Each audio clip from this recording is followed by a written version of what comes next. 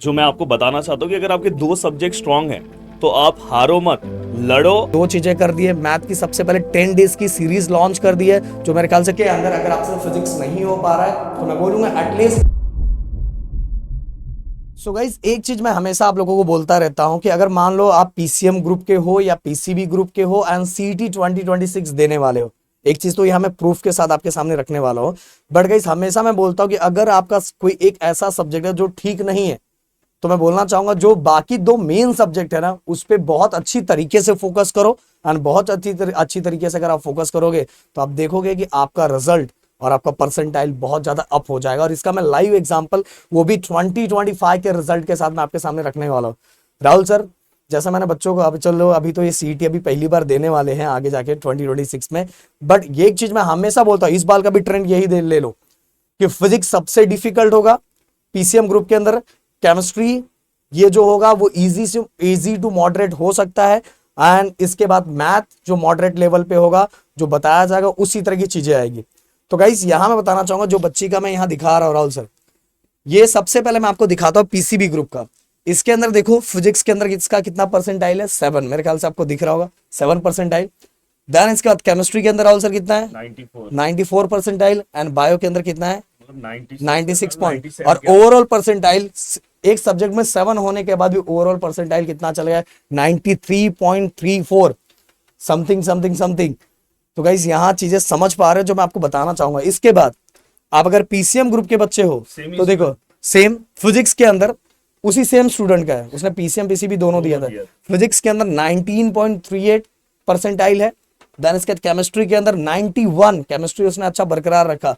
Then math के अंदर math को भी बरकरार रखा 85.22। तो ओवरऑल जो उसका परसेंटाइल रहा 83.55 रहा। मतलब कहने का मतलब दोनों, अगर पीसीएम पीसीबी ग्रुप के अंदर दोनों में आप देखोगे तो फिजिक्स उतना अच्छा परसेंटाइल नहीं है उसको, फिर भी ओवरऑल परसेंटाइल उसका अप हो गया है।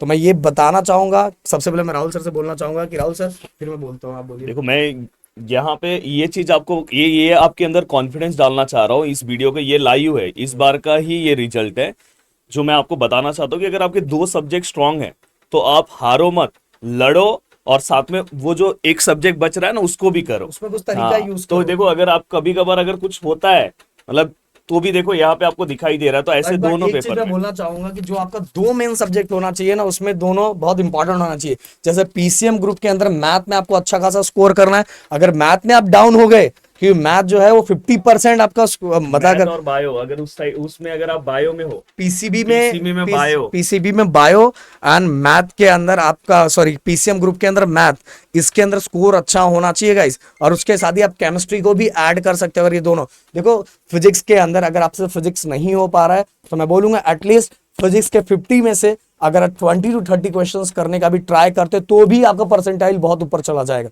बहुत सारे बच्चों से फिजिक्स के क्वेश्चन नहीं सॉल्व होते, तो भाई ये एक्सक्यूज और बहाना बना के बस नहीं बैठना है, उसमें ट्राई करना है, ऐसे उसको छोड़ नहीं देना है।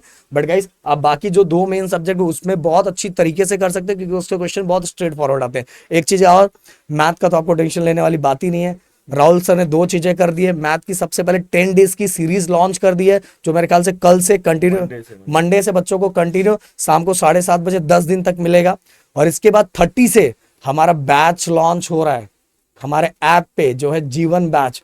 जीवन बैच समझ में आ रहा है, जीवन बैच। और उसमें सबसे बड़ी बात, और पीसीएम अगर आप पढ़ रहे हो तो आगे क्या करना है, इंजीनियरिंग ही करना है, और आगे जाके फिर से राहुल सर से और मुझसे ही पढ़ना है। इसीलिए हमने जो 30 को बैच लॉन्च किया, अगर नहीं इनरोल किया तो फटाफट इनरोल कर लो, क्योंकि गाइस मेन सब्जेक्ट का बहुत ज्यादा परसेंटाइल बढ़ाने में रोल है। ये मैंने आपके सामने लाइव एग्जांपल दे दिया। Rahul sir, last to last आप क्या बोलना लास्ट टू लास्ट में यही बोलना चाहता हूँ कि भाई 12th के साथ एमएसटी सीटी साथ में पढ़ते जाओ।